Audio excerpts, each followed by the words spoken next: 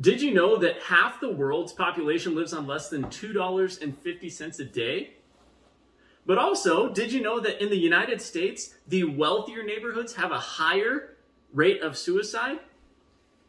We're here today to talk about how to love someone from a different socioeconomic. I'm Dustin. And I'm Yoon. And I'm Natalie. And I just want to invite you we're having a 5-part series discussion on how to love someone that looks different than you, or that's maybe a different religion, or even a different socioeconomic status. And today, we're going to talk about how to love someone in a different socioeconomic status than you. Please comment, share, and like this video, and also join in our Zoom discussion afterwards for an engaging discussion. Awesome. Thanks. And you're also going to want to make sure you subscribe, hit the bell notifications, because you won't want to miss a single one in this series.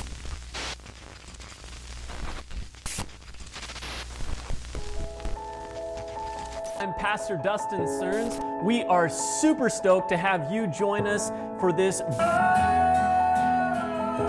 3 words. Keep them. You know, when the unexpected happens,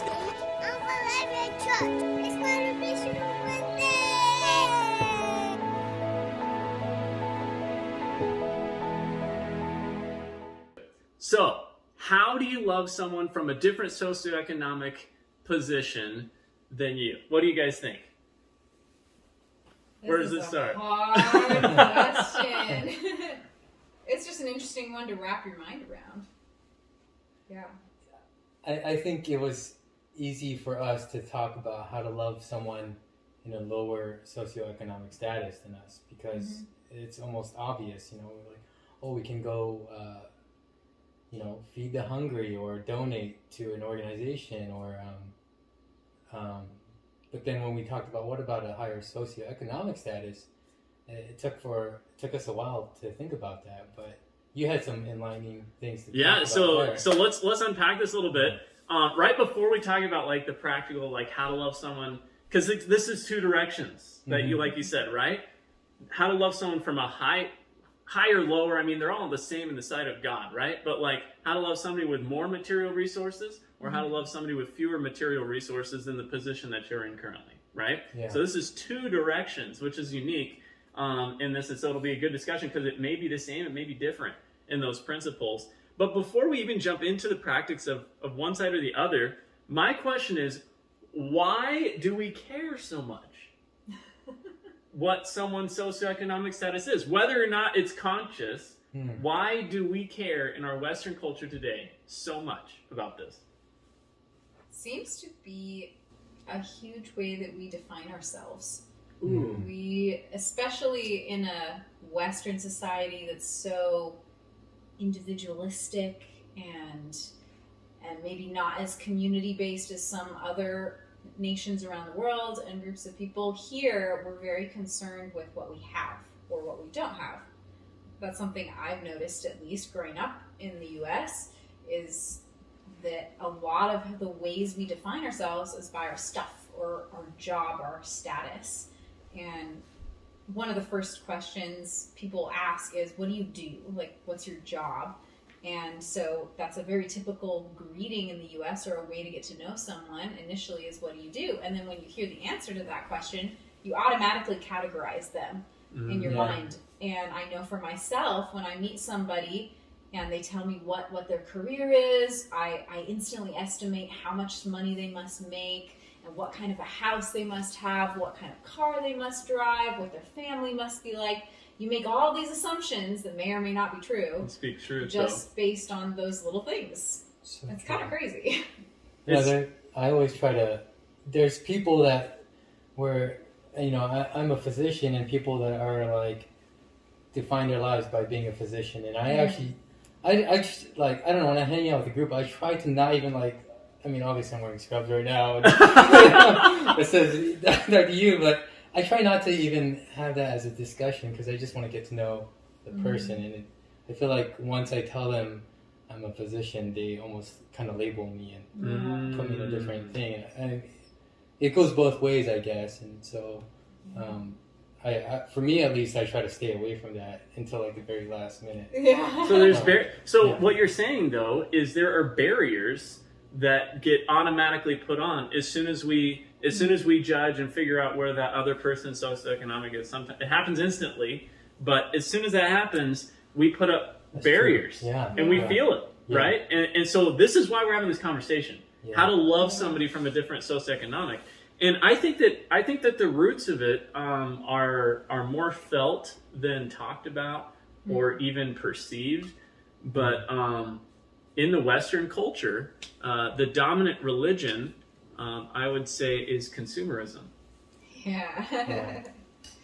Yeah. Think about it. If a religion is something, that let's say it how it is. Okay, the word worship comes from the word worth-ship.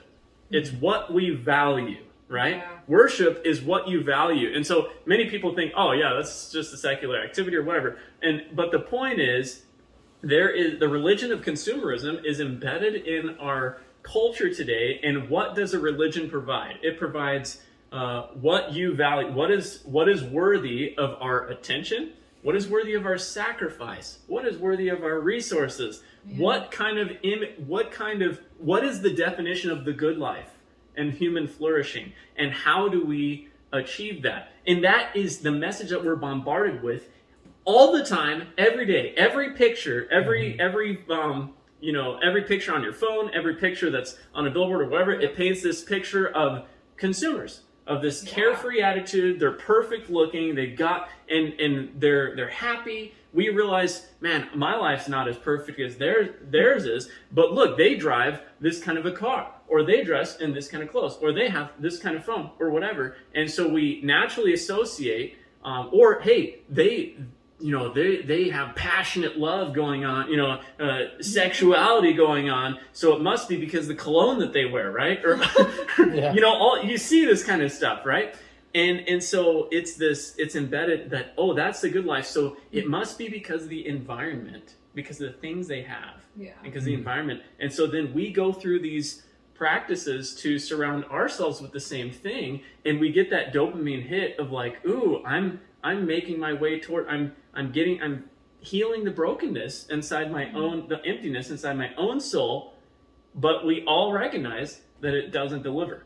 Yeah. If we're going to be honest with ourselves, that hit, once you bring the thing home from the mall, it only is exciting for the next couple weeks, and then it's not new, but then you have to go do it again. So it's a repetitive practice of ascribing worth and sacrificing and trying to achieve the good life, or the definition of human flourishing. Does that sound like a religion to you? Yeah, a little bit. So really, no matter what the professed thing is going on, the Western culture has propagated this religion of consumerism, and that's what stratifies in our minds who fits in where. How close are they to righteousness Yeah. on the consumerist scale, right? Talk to me about that. Is that what you're saying? Why is it that we have that socioeconomic barrier immediately pop up in our mind as soon as we realize that we're not necessarily in the same, that we don't have the same amount of resources or whatever? What was that question again? Sorry. Why is it? Yeah. Why is it that we put up barriers in our minds when we find out, somebody's from a different? Why is it that we don't want to associate with somebody who we see having a lot less resources, or why is it that we're intimidated by somebody with more resources? Maybe we is different, or we assume they will judge us as much as we are judging them in that moment. We put up that barrier because we're trying to protect ourselves, or we're frightened of what might come of a relationship with that person who has such a different lifestyle than us. And if we value what a lifestyle looks like from the outside, then it's easy to look at someone that has a lot less and look down on them and think, oh, that they don't have it as well off or something, or to look at someone that has a lot more and be scared or intimidated that they're going to look down on me like I'm looking down on this other person. So true. And that's what we call it, right? We call it well off. Mm-hmm. well off. They can have a marriage falling apart. They can have they can have high depression rates. They have a higher suicide rate in wealthier neighborhoods, and yet they're well off. We're all humans. If they're driving a Porsche, they're well off. Yeah, if they're driving a Porsche, it's this mindset that we've all bought into. So then, how does this consumeristic mindset play into how we view people with less socioeconomic resources than we have? So we're transitioning to that. How do we love people?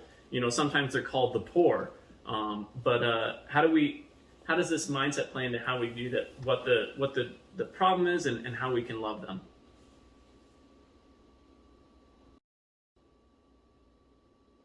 I just look at kind of the example that Jesus set for us, and in the Bible, in the Old Testament and the New Testament, it kind of talks about how we should care for the poor, the lame, the blind, and I think that extends into what he wants us to do today. I mean, Jesus was our example, and he says, a new commandment I give to you. And it was interesting. I just read that in the Bible. He says, like, a new commandment. It wasn't like it's one of the new commandments he gives to his disciples. It says, love others like I have loved you. And I feel like Jesus has loved, his focus is love a lot on the poor or the blind or the lame. And it's because, and he met their physical needs. And I feel like that's what we can do, can meet their physical needs. But also when we look at like the poor and the rich, there's more than physical hunger. There's a spiritual hunger, and everyone is suffering from it. And I think as Christians, as people from a faith base, we have something where we can offer them, this immediate love of giving them food and taking care of their physical hunger, but also giving them that hope in Jesus Christ, that the bread of life that will, when they receive that, they'll never be hungry, and giving them that opportunity to have a relationship with Christ and have eternal life. And I think that's one of the ways I think, because we talk about like, well, what's different from us as Christians versus non-Christians? Like everyone, non-Christians believe they should help the poor, right? Why is that? Like, and why do Christians believe we should help the poor? And I feel like because of that knowledge of, and that relationship we have with Jesus Christ, knowing that he's the bread of life and he wants us to live eternal life, like we can give them that hope. And I think that's one aspect of, at least for helping the less unfortunate or the poor, to give what we have.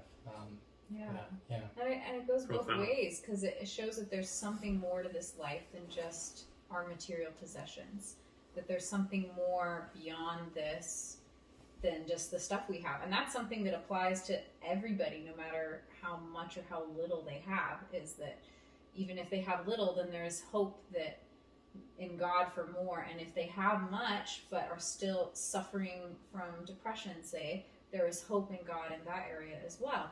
And so to me, that's an area where it really does cross over. It's like it applies to everybody, that we can offer, or that God can offer us more than just material goods, but actually a good life and being a part of his kingdom for eternal fulfillment. So significant. And recognize that when to piggyback off what you guys are saying, blessed, all of us are called to recognize our own spiritual poverty. Blessed are the poor in spirit. And Luke even goes on to say, blessed are the poor, for theirs is the kingdom of heaven, right? Theirs is the kingdom of heaven. So all of us, when we recognize that all of us are impoverished, that we desperately need God, but then when we receive God into our lives, we receive the kingdom. We receive the hope of a kingdom that will come, that will resolve all the brokenness of this era that we're in today. And I'm looking forward to that, right? Like, I'm so looking forward to it. It's going to be better than our wildest dreams. I like to say my post-retirement plan is out of this world, right? Like, and so that's why I don't have to have it all here and now, right? And that's why throwing money at my spiritual problems or at my emotional problems or whatever isn't going to change, isn't going to really give me the ultimate need, right? And so, but we have to recognize that poverty. But then once we receive Christ into our life, then we become part of a family. And we become, and so we're actually elevated as now we're not just impoverished peasants. We're actually princes and princesses Yeah. of the king of the universe. He owns it all. And so it really causes us to not look too highly of ourselves, and so we look down on others, but to be humble. But then God elevates that and says, hey, like, you're my beloved son and daughter in whom I'm well pleased. You don't need all this stuff. And for the beloved son and daughters, then people in different classes are our brothers and sisters. Yeah. And so, and I like what you said. We were talking earlier, like back in the early Christian days, the rich didn't just help the poor. The poor were helping each other too, and the poor were helping the rich. And I think that's just important. And so it goes both ways too in that aspect. Mm-hmm. So true, so true. And I think, a classic passage, Jesus said in Matthew chapter 25, whatever you did for the least of these, you've done it for me. And also, one of the things that challenges me, I'll be honest, Acts chapter 2, Acts chapter 4, verse 32, where it says, all the believers were one in heart and mind. No one claimed that any of his possessions was his own, but they shared everything they had. With great power, the apostles continued to testify to the resurrection of the Lord Jesus, and much grace was upon them all. There were no needy persons among them. And so anyway, it keeps going on. But they distributed to anyone as they had need. But I think that's key, is recognizing because of our consumeristic worldview, we have often defined poverty as the lack of things. Mm-hmm. And so that's why the common solution is, when somebody's poor, is let's give them more stuff. Yeah. And what religion is that? Is that adhering to? The religion of consumerism, right? Yeah. But perhaps what God's definition is probably biblically more along the lines of a broken relationship. Oftentimes, if you look at poverty in a holistic way, there's a broken relationship with family. There's a broken relationship with other people. There's a broken relationship sometimes with the earth. There's a broken relationship with perhaps work, or with health, or whatever else. And you find that in all socioeconomic. You find that in all. You find exactly, and so it equals the playing field. And so when we recognize that, then it's the relationship is what we need to do. So if we're going to help someone, we want to preserve their dignity in the process. Not just say, oh, I'm here, you're here, so I'm going to give you something. It's not bad to help people. We don't want to want to say that. But how can we help people in ways that build a relationship and that help people maintain their dignity? Right. This is such a loaded topic, but let's get practical on this. Let's first talk about those with less, and then go with those with more. But how do you practically help someone with less material resources than you have?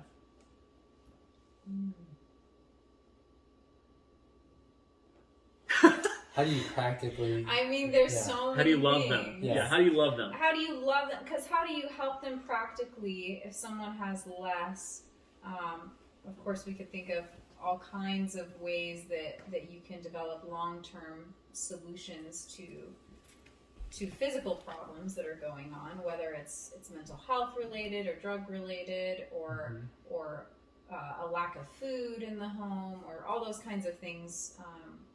We've got lots of resources in society to help meet those needs, but how do you love someone who's got less? How do you relate to them and develop that relationship? I think is a greater question that maybe is a little bit more difficult for us sometimes to think about. For sure. It takes some intentionality and going outside of your comfort zone. And for me, something I've always thought of is recognizing that every individual has the image of God within them. We're all created in the image of God. And no matter what your status is, so to speak, every single person you meet is just as much created in that image of God as you are. And they are just as deserving of love. And you know what it feels like, when someone shows you love and care and kindness and recognizes your humanity. And so how much more so to, instead of just handing a sandwich to a homeless person, for example, how much more meaningful would it be to sit down and have a conversation and actually get to know them as a human being, as a person, and not just as, this thing in my mind that is less than or something, but actually see the person that's in them, see the image of God that is inside of them. That's so right on. And I think let's keep the definitions broad. For someone with the lower or less material resources, we stereotype that to mean someone experiencing homelessness, they're living under a bridge, maybe they're struggling with drug addictions, and that's a real thing, and we're called to love those people. But let's broaden the category to anyone who has less material resources or potentially economic opportunity or whatever. That's a great starting place, because the research shows us that people don't even have close friendships with people with less than, even if it's just a few tens of thousands of dollars less, even if they're not that stereotypical person. And that's, I think, where to start. We can start anywhere, but that's a really easy place to start, that of how can we bless these people. And I think about just a quick story. When I was in high school, there's probably a lot of ways to do this, and I hope that we can discuss this more after this, when we're in Zoom here. But I remember in middle school, early high school, I was living in the place I was living. They started this group, said we want to do something to help people in our community. There was kind of a park downtown where people experiencing homelessness would sleep outside and everything like that. So just once a week, they started bringing meals. On Saturday afternoons, they'd bring a hot meal and serve them, and then they just talk to the people, listen to them, build relationships, and then they'd leave a sack supper. But they began to get to know these people, and they began to know their stories. They began to know who was there and who wasn't, and leave something for the person who happened to be gone that day or whatever. But I remember one of the guys, he was known as the most down and out drunk in the valley. He was, the first time I saw him, he was passed out in his own urine and vomit. And as an 11, 12-year-old, whatever I was, it was kind of a jarring experience. Yeah. But anyway, they started building this relationship. Well, over time, they got to know him, and through that process, built the relationship. He finally got picked up for public whatever drunkenness for the umpteenth time, and made to go to detox, but he decided to do it for real this time. And he reached out to the church for help, and he said, if these people from the church can love me, can keep loving me, even though I've got all these problems, maybe God can love me too. Yeah. And so he reaches out, and they come alongside and start helping him. They helped him get a place to stay, and it's just mentoring him, deeply investing in him. And he got off the streets and into a place for the first time in decades.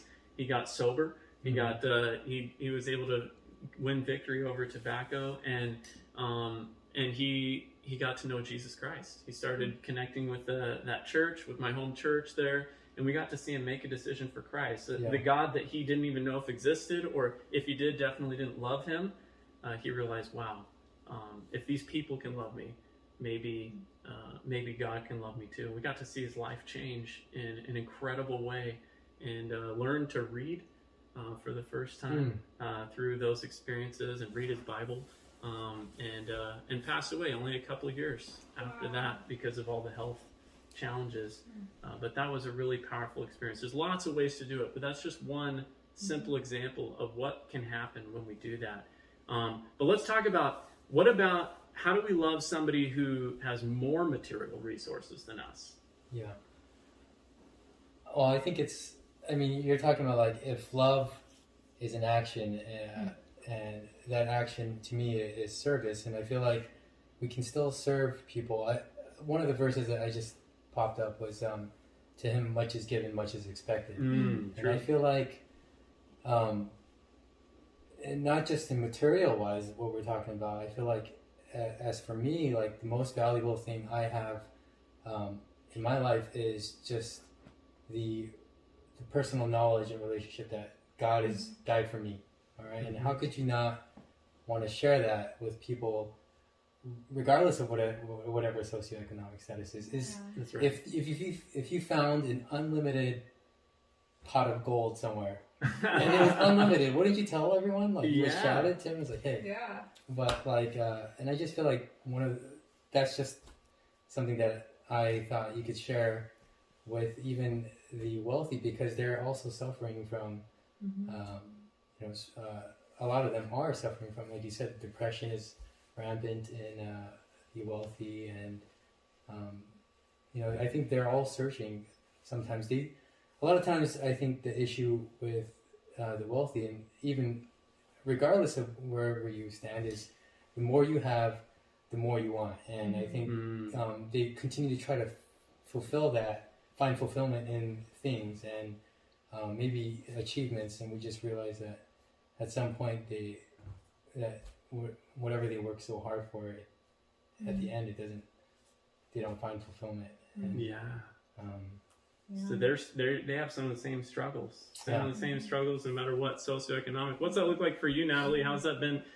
Why is it hard to, sometimes, why is it sometimes challenging to love someone with more resources than we have? Yeah, it can be difficult because of comparison, and I think in my own life, jealousy, honestly. So a little of my story that I'll share is just that through schooling and everything, I was a good student. I could have gone on to do whatever if I put my mind to it.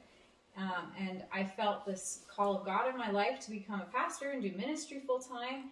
And so that's the route I went down. And at that point in my life, I was not really thinking about, how much is this job going to make for me? Or how much money do different jobs make? I wasn't thinking about that very much. But as life has gone on, I have started to think a lot more about that as the bills roll in. You start to think more about the decisions and the choices you've made and the paths you've gone down.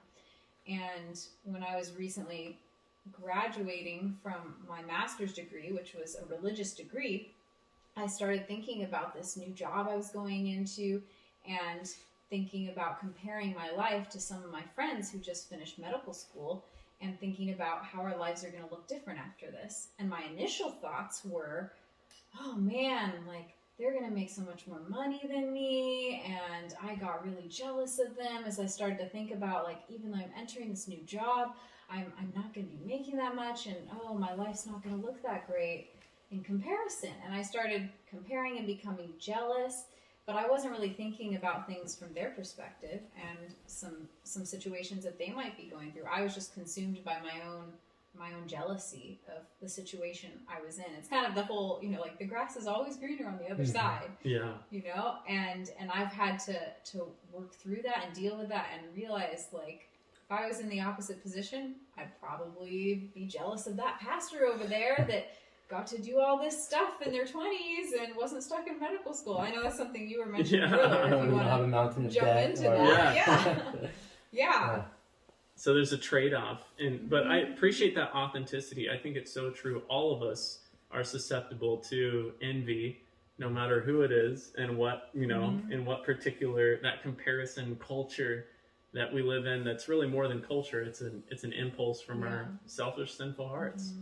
I think that's so true. That's what creates barriers to love people well. But I think about how to love people well with more resources than us is to recognize their humanity and recognize they go through some of the same struggles, or exactly. that they go through the same human struggles I do, but also they go through unique struggles as well. Sometimes it's so easy to come into a relationship with somebody with more means than us and either be jealous that we don't have what they have, or we want to get something from them. We don't consciously say that because it sounds bad, but when it gets something, maybe they'll give us something, or maybe they'll pay for our meal, or maybe they'll give us some influence by association. We like hanging out with people who are seen as successful, but that's still selfish, and that's really not that's not loving. And loving them is saying, hey, I want to have empathy toward the struggles that they face and their life and the responsibilities. Maybe they're chained to their job because of the high responsibility that they have in leading people, and or maybe they are going through some really stressful stuff, or maybe they've sacrificed a lot along the way to get to the point where they are. But to have empathy for them and to be able to express it in respectful, meaningful ways, and then to also give them opportunities to use all those means and influence to be a blessing, like you were saying. I think people want that. They want to be faithful with much in their heart of hearts, but giving opportunities in that regard. But I think about kind of as we as we close off, Eden, during the pandemic, God kind of put it on your heart to really put this into action. We can talk about loving people from other socioeconomics all we want, but like, what about actually doing it? Yeah. Eden, tell me about how God worked in your heart and life just in the last few months. Yeah, so, I feel like because of the pandemic, and you guys had another series on this about this living in this self-preservation culture, that we're often thinking about our needs, especially, when we're living in such isolation. I just decided, I felt like I was focusing on my needs and myself so much. And because of that, I feel like a lot of times you can develop more worries, more anxiety. And, a lot of times in my life, the times where I felt the most like fulfilled or like I'm living a life of meaning was when I was serving. And I thought, what can I do at home? And everyone comes back from a mission trip. They're like, oh, I came back more blessed than that. But they only do a mission trip maybe once or twice a year, right? So I was thinking, what can I do? And it was something that was just really close to my work. I was actually just donating some clothes to the Tacoma Rescue Mission, and then they mentioned that they had feeding the homeless, where they're feeding the homeless every day. And so I just thought to give up one Friday a month. And I thought it would be a good way for me to just completely just do that and put myself in service and, go feed the homeless and do it with the church plant that we're with. And it was a good way of me connecting with other church members, but also just being in the act of service. I feel like, God calls us to love, and, you were talking about how we're made in the image of God, and God is love. And a lot of times in our life, we're seeking fulfillment or purpose in this goal-achieving or consumerism world. And but I feel like when you're in doing that act of love, you're never really asking what's the purpose of my life. When you're just living that purpose that God intended for us. So, and it's been leading to so many more things. And like it sounds, everyone says it, but I always end up being a lot more blessed than I think I'm blessing others, because you get to hear those relationships. There's a lot of volunteers at the Tacoma Rescue Mission that went through the rehab program or were once homeless, and now they're volunteering, and you get to hear and share their testimonies. And sometimes I realize that it's not just about me sharing my testimony to them. It's about letting them share their testimony to you.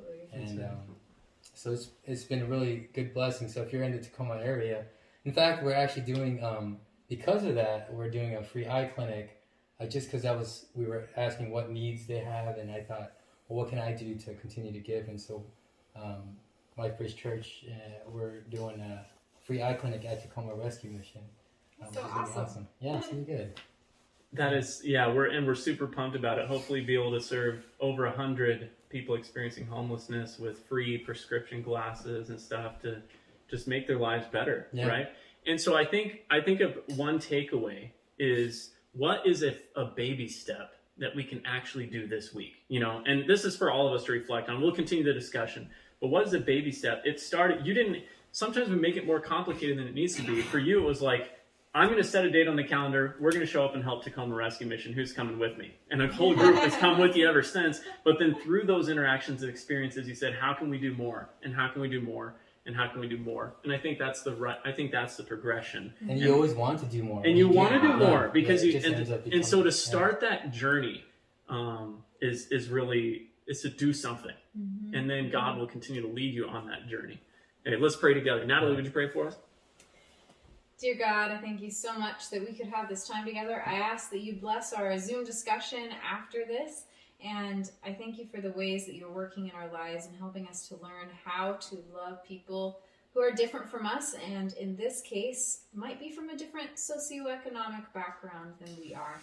Help us to continue to grow and learn in that area together. In your name, amen. Amen. What a powerful discussion. Let's discuss together.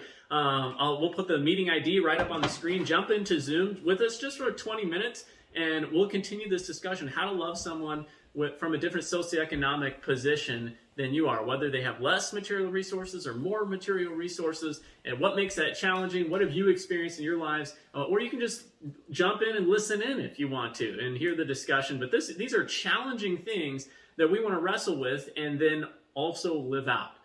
So jump into Zoom right now. Also, you can go to the comments and click the link if you'd prefer that way as well, or jump into Zoom, and we'll see you on Zoom with our team and discuss with you for 20 minutes. Thanks so much for joining us in this series. Let's continue this journey together.